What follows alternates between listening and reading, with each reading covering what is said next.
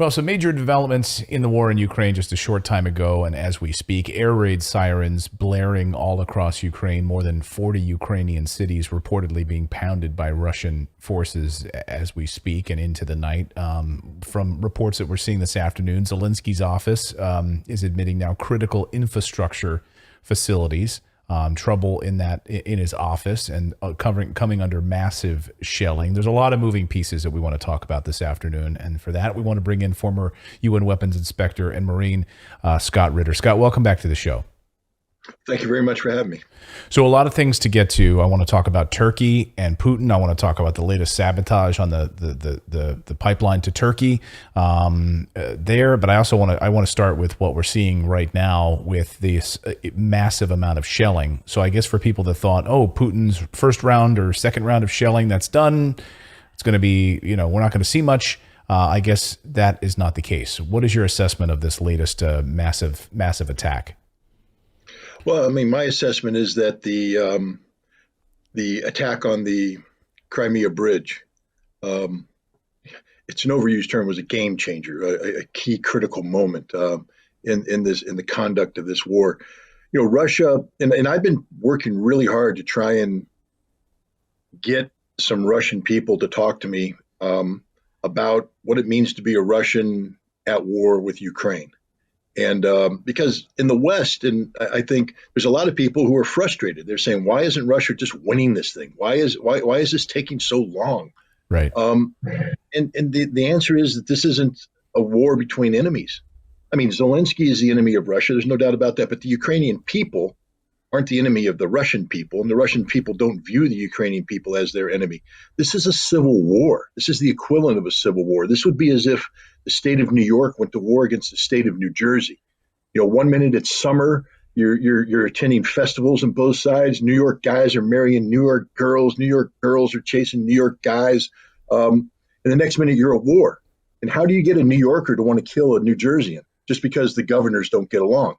And that's what we're at. And so for 8 months, Russia's been struggling with how to accomplish the tasks set out by the special military operation, which deal with the national security interests of Russia without killing the people you love.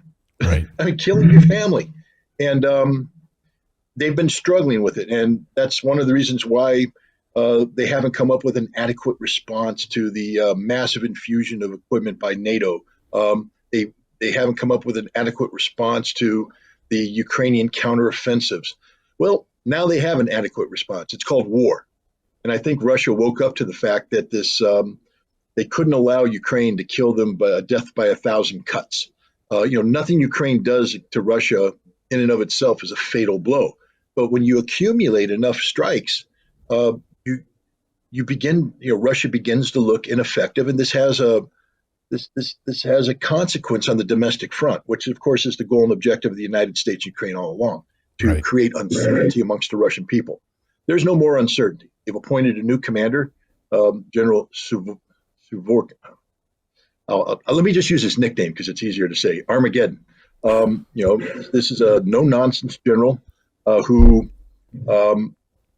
for the first time, Russia has a unified command in the Ukrainian theater. There's no longer four separate commands carrying out four separate campaigns being managed long distance out of Moscow. They have a singular leader who is singularly focused on winning this war. And he was told he gets to use whatever means necessary short of nuclear weapons to accomplish this task. And what we're seeing right now is what many people thought we should have seen on day one. That is, if there was a war between Russia and Ukraine, then a strategic air campaign needed to be initiated against Ukraine that knocked out critical infrastructure, electricity, water, communications, to make Ukraine a non-functioning state. That's what you do when you go to war. You make the other state non-functioning. And then once it's non-functioning for a while, you destroy their military piecemeal. And that's the direction Russia's going. But the Ukrainians, there's that old saying, you play stupid games, you win stupid prizes. Russia told Ukraine, do not touch this bridge. Do not touch this bridge. Ukraine touched the bridge. Then they celebrated about it. They had a damn postage stamp made up before the fact, a giant replica of which was outside of a building. People were taking selfies, laughing, cheering. Are they cheering now? No. Ukraine's in an absolute panic right now because they know the reality. They know They blew their reserves in this offensive in September. They have nothing left. They know that it's virtually impossible for NATO to resupply them. NATO can have all the meetings they want, like the one they just had in Brussels, where they're promising the moon, the sky, the stars, air defense. Good luck getting that air defense into Ukraine, installed in Ukraine with personnel that can operate that air defense. This air campaign is designed to kill the Ukrainian nation without killing the Ukrainian people. But the war's over. It's over. All that's left is the suffering. Earlier, you mentioned NATO. Just a short time ago, we heard from Lloyd Austin, Secretary of Defense Lloyd Austin, meeting with the Secretary of NATO, Jens Stoltenberg. You've been critical of Jens Stoltenberg before on our show, saying just shut your mouth because you're going to make this even worse. But both of them, they were on stage basically saying, Lloyd Austin said NATO will not be dragged into a conflict in Ukraine. And then Stoltenberg said NATO is not a party to the conflict. I almost fell out of my chair laughing. What was your response to this idea that NATO is not involved in Ukraine?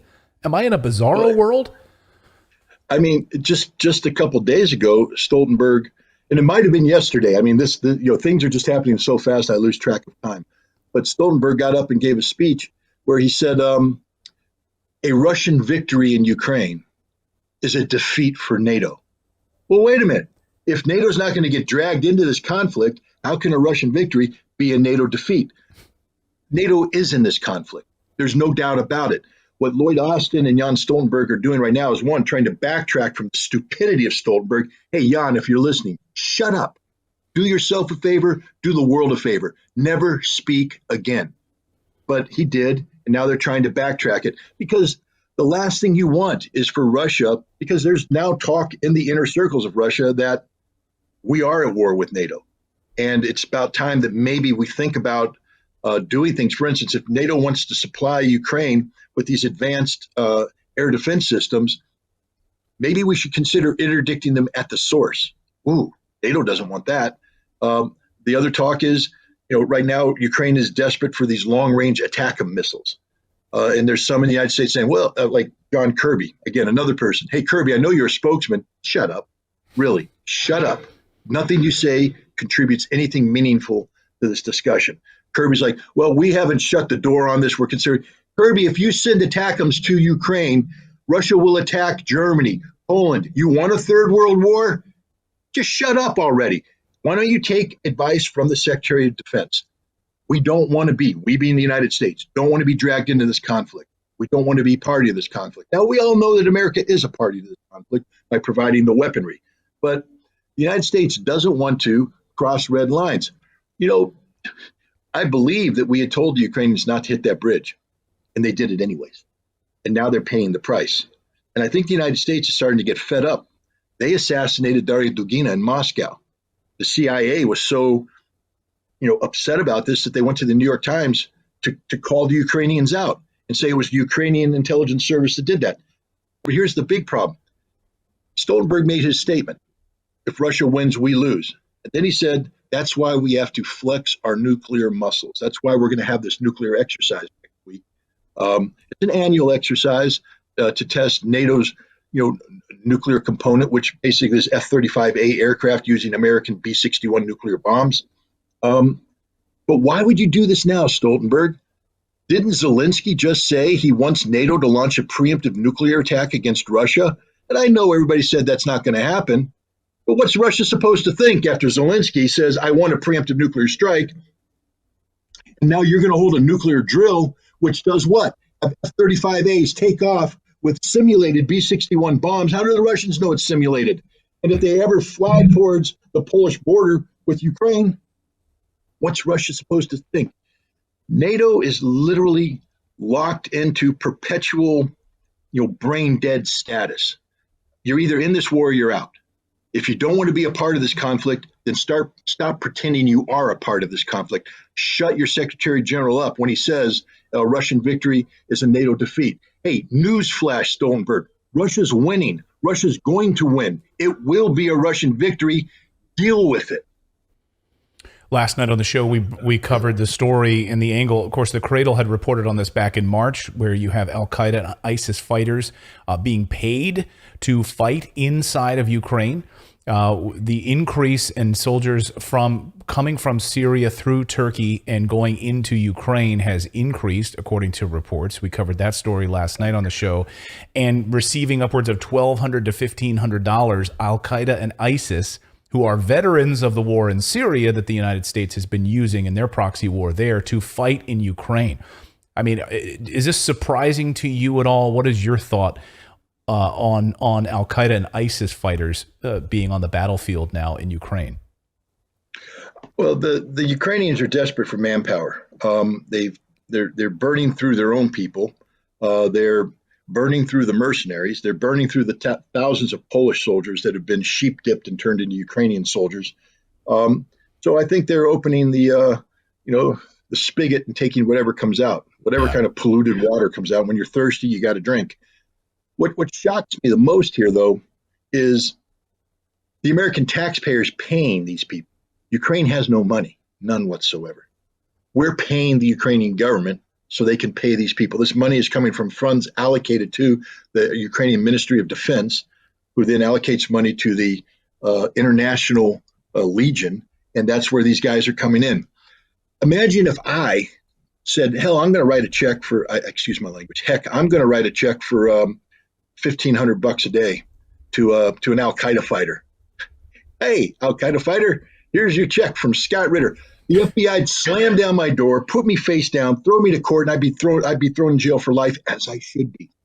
Why is it okay for the U.S. government to use my money to underwrite Al Qaeda and ISIS? Because the money, I can guarantee you that money's not going into the fighters' pockets. It's going into the organization's pockets. The organization is receiving this money, and they're not going to simply limit it to supporting that fighter on the ground. That's Ukraine's problem. That money is going to be used to finance acts of terror globally. Not only do we provide Ukraine with Javelin and Stinger missiles that get on the black market and appear, they arrested a guy in Germany the other day with a Stinger missile, ready to shoot down an airplane. That's happening all over the place. We're now actively financing ISIS and Al Qaeda, giving them millions of dollars. We have literally lost our minds. Yeah, and on a day when we literally have new CPI numbers that just came out, which we're going to cover here shortly, and new inflation numbers and food shortage numbers, and food prices skyrocketing in the United States to a level that we haven't seen since 1982 for these numbers, and to know that American tax dollars are going to fund Al Qaeda and ISIS fighters on the field in Ukraine is mind blowing. I want to get you out of here on this, Scott, because I know you got to run and do a separate show. So thank you for joining us on this Turkey pipeline. So we learned this afternoon, according to Russian sources at the Kremlin, Dmitry Peskov, that they caught saboteurs trying to blow up the part of the pipeline, the Turk Stream pipeline, which delivers Russian natural gas to Turkey. Of course, this comes as President Putin was meeting with Turkish President Erdogan about a new basically a fuel hub in Turkey. That fuel hub in Turkey meant to deliver fuel through Europe and European customers. So this would be an opportunity for those customers that didn't get it because the Nord Stream pipeline was blown up. And now they capture saboteurs trying to blow up the Turk Stream pipeline. Give me your thoughts on this, and according to what sources you've been talking to on this story. Well, let's back up for a second. When Turk Stream was built, the energy security world was saying what a stupid concept this is, that it's Turkey's, over-investing into infrastructure that's useless. Turkey's vision of becoming an energy hub is laughable given the role that Germany plays, Nord Stream, et cetera. But the Turks did it anyways. And the Turks have been providing some gas to Southern Europe. But with the destruction of Nord Stream, some people thought that maybe the Russians would go back, repair the pipeline, try and resurrect Nord Stream, and bring vitality back into the German hub, because that's what the Germans had become, a hub for Europe to receive Russian gas and distribute it to Europe. Russia's now sitting down with Turkey, and they're getting ready to help Turkey fix its financial woes. I mean, Turkey's got some serious financial problems, but if you turn Turkey into a major energy hub for a continent desperate for that energy, you are literally reviving. This is an AED on the Turkish economy, popping it up. It's going to restore it. And this is the big card Russia's playing right now. And Erdogan's going for it because he needs the lifeline. Turkey will become an energy hub, not just for Southern Europe, but for all of Europe. This is huge, which is why you have to ask yourself, who would attack the Turk Stream line? And that old legal phrase, cui bono? Who's going to profit? There's only one person profiting from this entire crisis, and that's the United States.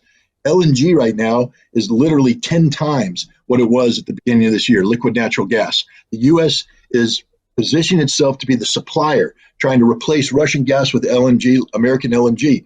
And we're destroying the European economy in the process. They can't afford these prices. Plus, we can't provide enough of it anyways.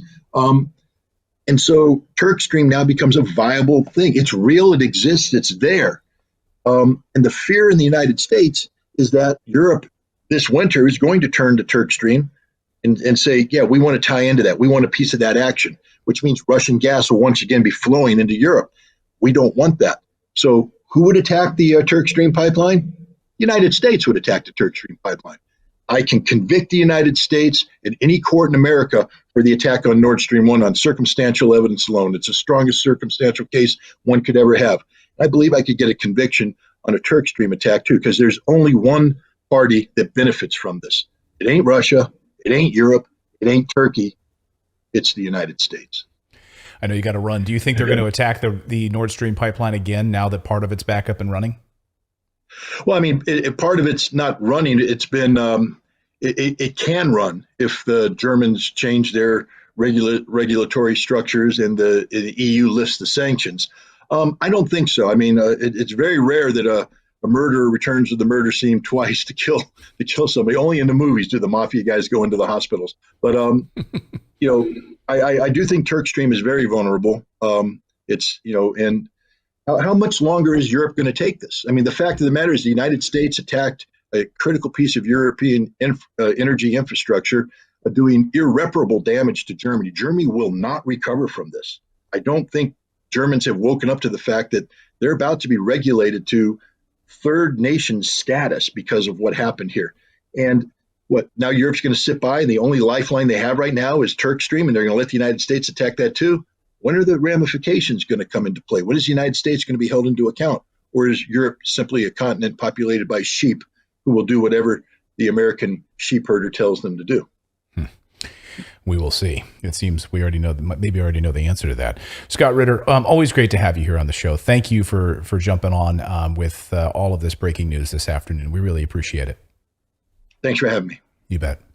Yeah, thanks, Scott. And I should mention that some of what Scott and I just talked about was obviously the economy, right? So one of the things Scott said was, "Hey, I can't believe the American taxpayers who can't afford right now to put groceries on the table are being asked to fund a war, an endless war in Ukraine, where we now know that these many of these foreign mercenary fighters are getting upwards of $1,200, $1,500 a month to fight on behalf of Americans." And just today, the Social Security Administration announced an 8.7% increase in payments to those who are on fixed income next year. So that doesn't start until January. It does give people a little bit more breathing room, especially if that population is on Medicare, because those premiums are going down. The Social Security Administration says that they think the average increase in payment will be about $140 more per month, which is okay, right? It's something that's not nothing. But when you consider that inflation has raged over 9% and has not really gone down, even though we still see the numbers averaging over the last 6 months about 8.5%. So that gives you a 0.2% more money for what? Taco Bell, $28 of Taco Bell, which was trending today as an example of inflation, right? And so, yes, people will still continue to hurt. We have no idea what will happen to gas prices. So we are being asked to shoulder the burden of this war while also hurting inside of our own households. Right. So the consumer price index that came out today, I mean, huge numbers. Again, so consumers paying more than ever before. Grocery store prices skyrocketing. The numbers are as high as 1982. So we haven't seen these numbers since 1982. And we know where OPEC is going on these gas cuts and oil cuts. So we know that 3 million barrels a day will be cut. That does mean higher petrol costs, higher gas prices. And of course, we have the sabotage now, or attempted sabotage, of the Turk Stream pipeline, which could cut off additional gas flows to Turkey and, of course, that entire region. So this idea of creating a Turkish hub for fuel that could end up helping rest of Europe. I mean, Europe is in for a very dark and cold winter. Yes, and the Bosnian story that we've been covering all week. Well, Bosnia had an outlet to the Turkish pipe. They were intending to tap into that source. This is just yet another way to cut off Bosnia from doing what they wanted to do, which was cooperate with Russia. Right. Unbelievable. And so, again, we have, we're going to be watching this very closely over the next few hours here to see what happens and what sort of response we will see from NATO.